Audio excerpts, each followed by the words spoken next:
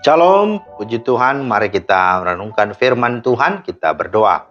Bapa di sorga, terima kasih kembali lagi hari ini kami boleh alami dan kami boleh hadapi untuk kami jalani.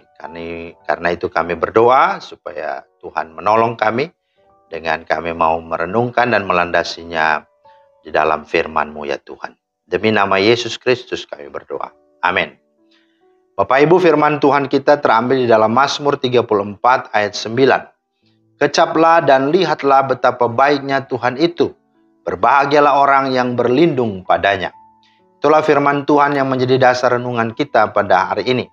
Tema kita adalah berbahagia itu sederhana.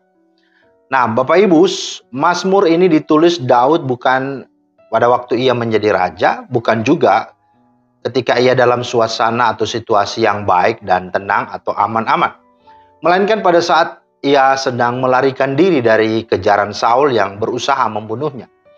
Nah, tragisnya lagi saat dia lari ke daerah Filistin, Raja Filistin mengenali dia sebagai pahlawan Israel yang dulu pernah membinasakan banyak perwira-perwira Filistin.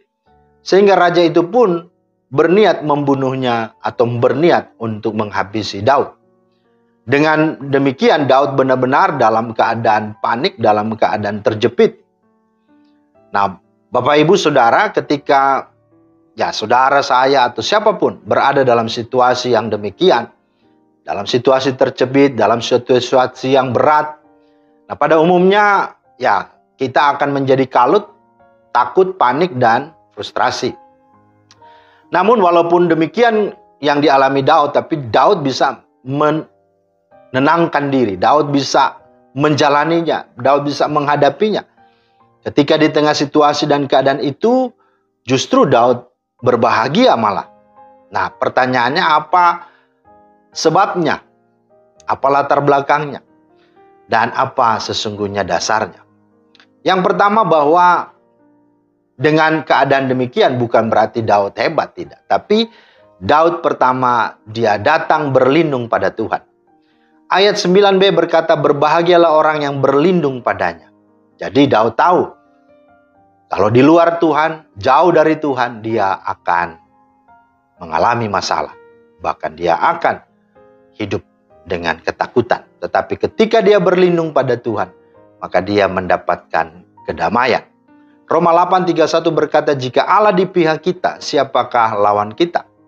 Bahkan dalam Mazmur 91 ayat 1-2 berkata, orang yang duduk dalam lindungan yang maha tinggi dan bermalam dalam naungan yang maha kuasa akan berkata kepada Tuhan, tempat perlindunganku dan kubu pertahananku, Allahku yang kupercayai. Itu yang pertama. Yang kedua, bagaimana Daud bisa menenangkan diri, bagaimana Daud bisa menghadapi segala kekalutan dan segala ketakutan seperti itu. Yang kedua adalah mengecap dan melihat kebaikan Tuhan. Dikatakan kecaplah dan lihatlah betapa baiknya Tuhan itu. Kecaplah bahasa Ibraninya ta'am, artinya merasakan. Sedangkan kata lihatlah Ibraninya ra'ah, artinya memperhatikan atau memeriksa. Yang perlu dirasakan, yang perlu diperhatikan dan diperiksa adalah apa? Kebaikan Tuhan. Nah, Mazmur 103 ayat 2, Daud berkata, pujilah Tuhan hai jiwaku, dan janganlah lupakan segala kebaikannya. Daud sadar dan Daud percaya bahwa kalau dulu Tuhan sudah tolong dia saat dia berhadapan dengan singa atau beruang yang berusaha untuk menerkam kawanan domba yang digembalakannya. Kalau dulu Tuhan turut campur tangan saat dia berperang melawan musuhnya yakni Goliat, raksasa itu, dan memberinya kemenangan, maka Tuhan yang sama, yang juga akan pasti meluputkan dia dari pergumulan yang berat itu ketika dia dikejar-kejar Saul, ketika dia berhadapan dengan Raja Filistin. Dan kalau dia masih ada, dia masih hidup, dia masih aman, itu semua karena kebaikan Tuhan. Sehingga pada akhirnya Daud pun menyimpulkan dan mengakui serta berkata di ayat 11, singa-singa muda merana kelaparan, tetapi orang-orang yang mencari Tuhan tidak kekurangan sesuatu pun yang baik. Itulah kesimpulan yang Daud saksikan. Nah, saudara, jika saat ini kehidupanmu dilanda ketakutan, kekalutan, kesesakan, mari jangan jauh dari Tuhan, tapi datang berlindung kepada Tuhan. Dan mari kecaplah dan lihatlah betapa baiknya Tuhan itu yang sudah menyertai dan merenda kehidupanmu. Terlebih lagi Tuhan itu yang sudah datang, yang sudah kita kenal dan kita imani di dalam nama Tuhan Yesus Kristus, yang sudah hadir menjadi manusia, menyerahkan nyawanya, mati ganti kita orang berdosa, supaya kita yang tadinya binasa karena dosa, memperoleh hidup kekal dan keselamatan karena kematiannya dan kebangkitannya.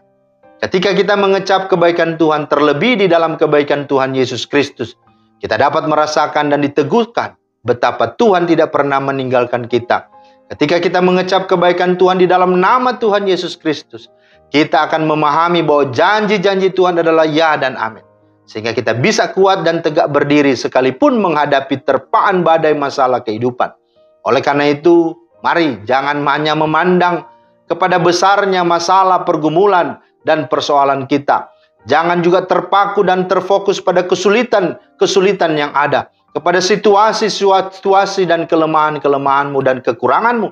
Tetapi mari fokus dan pandanglah kepada Tuhan yang tidak pernah melepaskan tangannya untuk selalu setia, untuk selalu menopang, untuk selalu menolong dan menyelamatkanmu.